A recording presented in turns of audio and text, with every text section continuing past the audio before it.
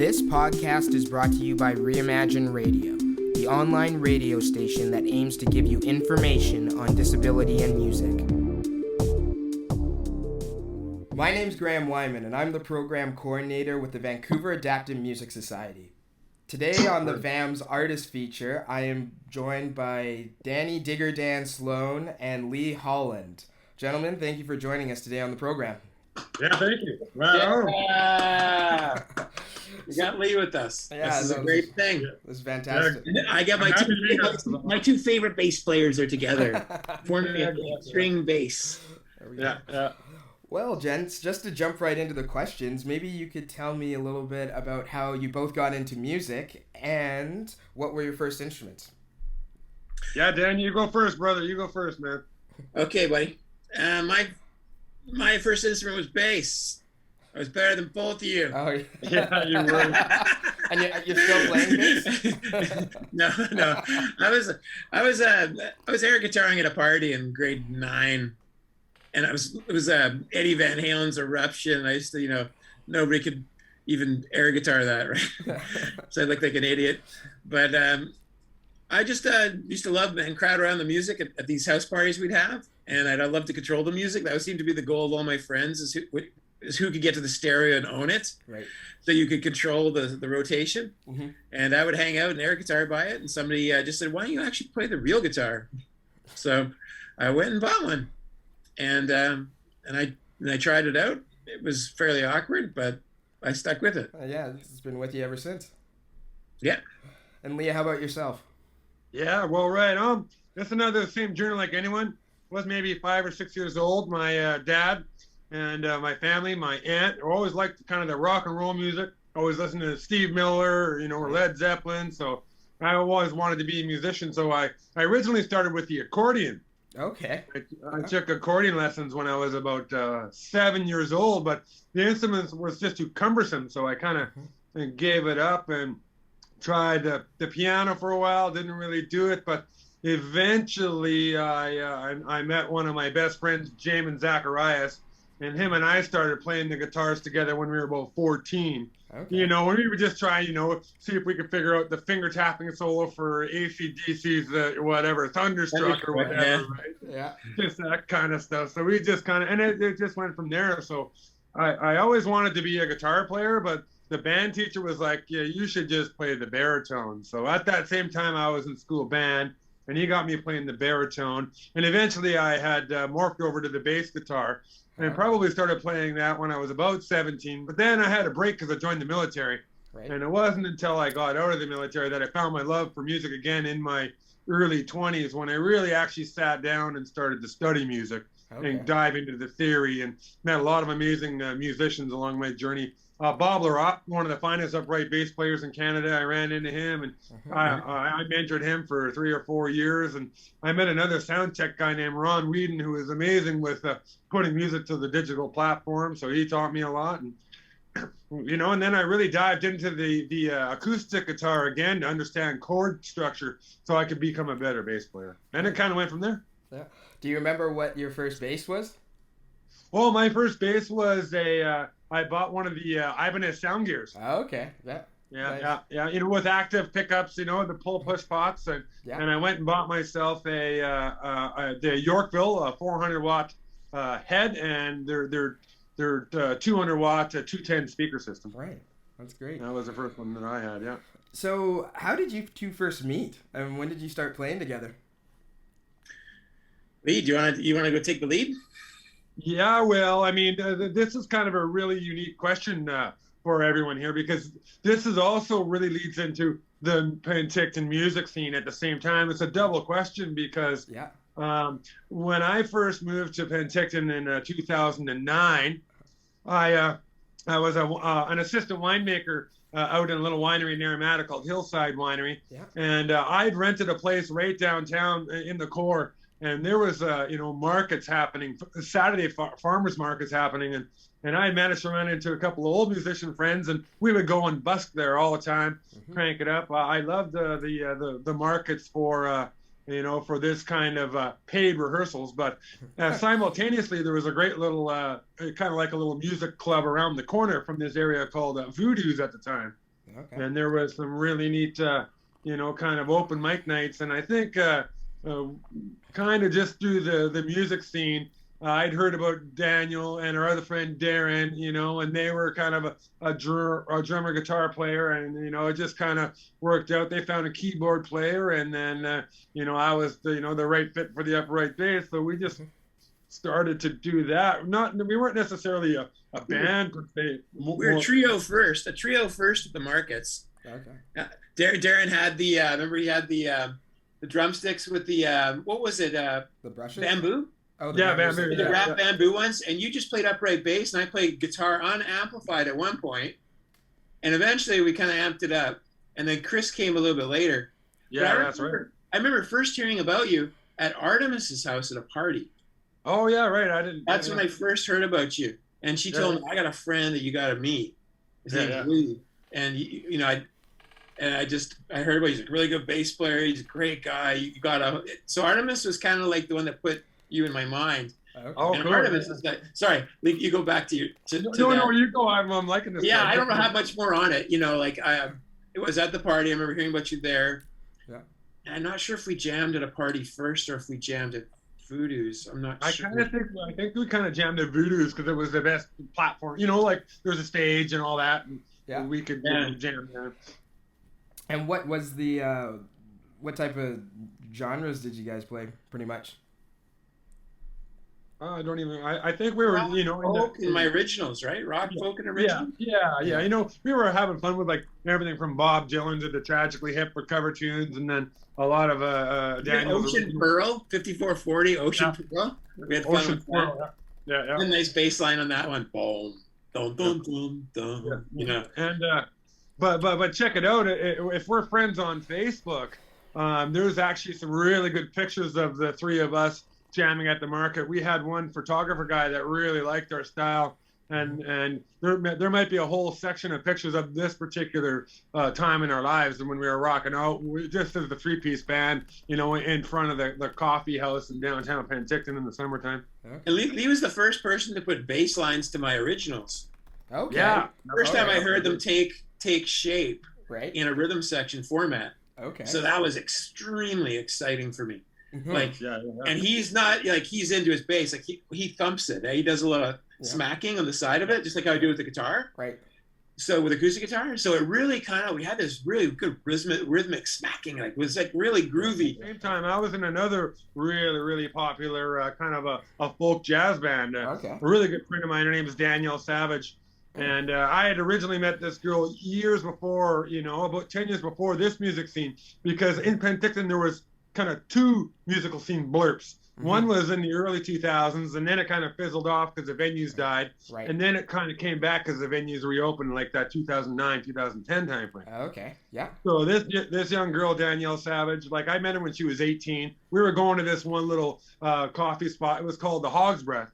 Right. Little coffee shop, and it was outside Thursday jams. She would go there from 7 until 9 in the summer, and the songs that she was writing when she was 18 were mind-blowing, like fantastic. So we kind of, everyone had went their ways, and then she kind of popped into town again in this 2009 timeframe when I met Daniel. So Right. I was quite a busy bass player, and it really helped me improve my bass playing, because I was playing with some of the best musicians, in Penticton. And Daniel would be so nice to always drive me out. We would record in a little mobile home trailer, and This is Danielle, not Daniel. Oh, okay. Gotcha.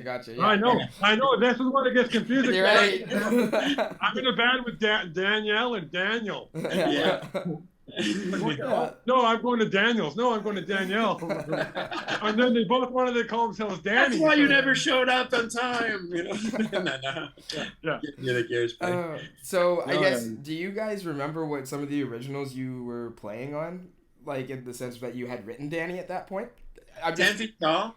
Okay. Yeah. Oh, great.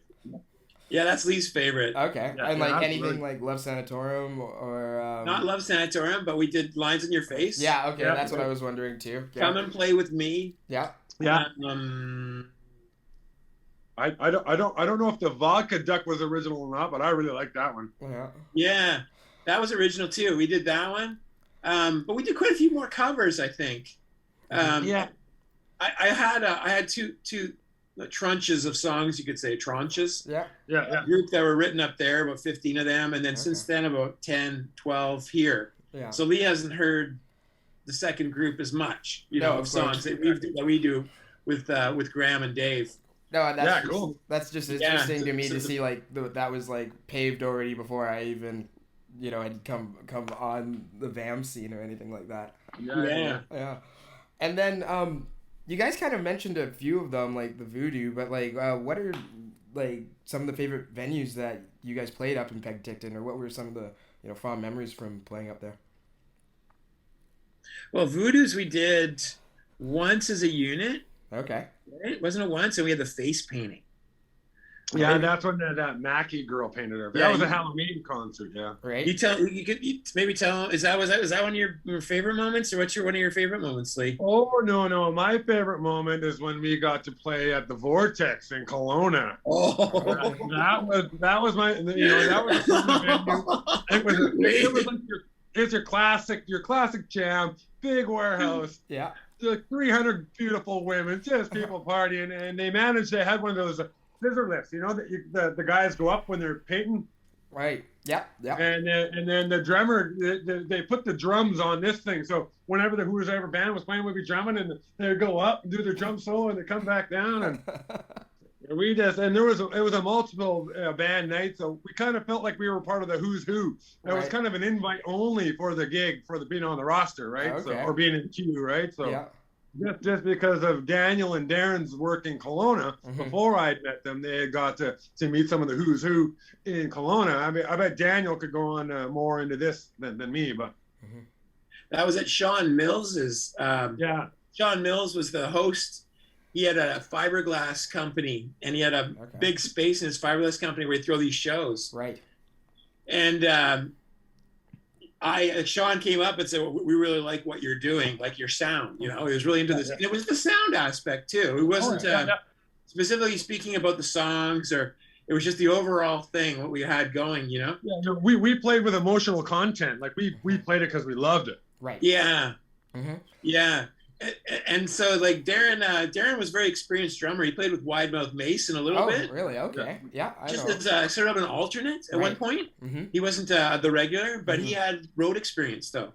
Okay. And he was a bus driver. He's called the bus driver, and the drummer's the bus driver. Yeah. But Lee, you gotta tell him about the time in Kelowna when you had the date. When the van door fell off, The date. that was a whole journey. Oh, yeah, I don't know if we can get into that too much. Never feed Daniel Sloan tequila, Oh, 'cause he will lose his mind. Well, I guess so. You had the area. Did you guys ever play much in the Soyuz at all, or anything like that? I mean, No. I did in previous bands. Okay. In the first season, like in that 2000 when I was there, I was with a really amazing band. We were called the Toolies. Okay. And one of my best friends who passed on 3 or 4 years ago, him and I were in a band for about 5 years. We were called the Toolies. And at that time, we really got a lot of those, singer in the park gigs. We played at all the band shells on Canada Day and from Kelowna right down to Osoyoos. And I mean, those gigs are pretty good. I mean, there's not a lot of like actual musical venues in Oliver or Osoyoos at the time where you could go to like a pub and and have like a rock show going on or anything like that. So those are always kind of harder gigs to get. Those have to be Canada Day, or a BT long weekend at the park, at the band shell, Jaguar Park kind of stuff. Gotcha. And then, so Danny, going back to you, how did you find accessibility in the interior? Say to going to venues and things like that. Actually, Penticton was surprisingly almost perfect. Okay. Voodoo's was a level entry stage. Perfect. Fibonacci's was a level entry stage. Okay. Yeah. The Elite was only 2 stairs, which was kind of developed after I left as a music venue. Yeah. We didn't bother with, was it Martini's? Martinis, yeah. We never bothered with that, but I don't know why. It just it wasn't like they got into the music venue after we had kind of almost after the whole music scene had died. You know, it kind of the music scene, like, it oscillates like anything does. Yeah. You know, there's 2 or 3 years of like tons of music, and then there's 2 or 3 years of no music. And I've seen that in Penticton since I started in like that 1998 when I first started. 3 or 4 years, they go, there's a bustle, then it fizzles out, and then it goes again, and then it fizzles out. So right now in Penticton, because of COVID, just in general, we lost all our venues, so we're on a fizzle out stage right now. We're on a fizzle out time. Yeah. I know. I think everyone, well, especially in the music industry or arts in general, has been feeling that right now, especially over the last year. Yeah. And then, so Danny, I guess what you go back to Penticton, say in un-COVID times, quite a bit to go play, whether it's a farmer's market or things like that. But what keeps drawing you back to go into Penticton? Obviously, besides good friends. This guy right here is one of the big I go back to see friends, really, and actually it's a funny impetus for my future plans too, because I go back and I go play. I mean, if I was to like reconnect for the old times, we probably do farmers markets because we did a lot of those. Mm-hmm. But and they're also level entry, which is another thing, which makes Penticton music scene perfect for the wheelchair for me at that time. Mm-hmm. But yeah, coming back to see Lee, coming back to see Danielle, coming back to see Carol, just people that I visited again and again. There's a number of other ones too, and so I just do the gig, and that kind of funds the trip, Yeah. And ideally, I'll do a couple more just to make a little more money. Like I did some guerrilla busking last time just to raise cash for the next couple of days. I can just go out and do it. And Lee and I like to do the guerrilla busking too. Just run down to the park with an acoustic guitar and an upright bass. No amp. Yeah, flash mob kind of stuff. It's a beautiful thing, because the bass is, in the sitting position, his upright bass is in my ear, right? Right. Yeah. So it's nice. I get a really good feel for his playing and for the. It's probably what I'm trying to get you, with us. Yeah. With my present band, Dirt Brigade, I always want everybody louder, right? Right. Yeah. And I want to feel that. I want to feel that middle because it drives melody out of me. It just makes me come up with melody. Just through pure inspiration of it. Now, how do you guys find playing a show in the interior versus an area like Vancouver, like the mainland or Lower Mainland? That's a question for Lee, maybe. I don't know. Well, I mean, I've done a few with my Danielle Savage days down there. I mean, I didn't really find it any different. I mean, we're not playing BC Place, we're not playing the Commodore. Yeah. Most of our gigs are at the Astoria or, just little pockets. And those communities, like, just think East Vancouver is like the size of Penticton. There's only 3 venues there, right? Yeah. People come out or they don't come. I went on some multiple 2-week tours with Danielle Savage, and as we cruised around, I mean, some places no one shows up. Some places there's tons of people there. It's receptive. How the people are receptible. I mean, I think like in Vancouver there might be a lot more opportunity, but I know I'd walked around even just going on holidays, not even in a gig format. And, in the downtown core, there's a lot of clubs, but they're quite small. They're like long and narrow. It's like you can barely fit a duet in them and stuff like that. So if you want a full piece band, and now do you find that it's probably more like it's a close knit community, more say in Penticton? It's easier to drive people to come out to the jams. No, I think that's a bit harder because once they've seen us 5 times, oh hey, Daniel Sloan, Digger Dance. Well, like not that we're not good, but. Right? People are just, I've seen him enough, right? He was the first guy to introduce to me the idea of saturating. Right. Gotcha. Don't saturate the market. And that stuck with me with busking because no matter how good you are, nobody wants to hear you for 6 hours a day at the same spot busking. Right. Yeah. You drive them crazy. And that's saturation, right? And our ego kicks back against saturation. No, I'm good enough. They can hear me. No, man. Even if you're really good, and Scott Thielman is a prime example. I mean, the guy's an amazing guitar player from Kelowna. I saw him 40 times, and you can't see a guy 45 times, even if he's amazing.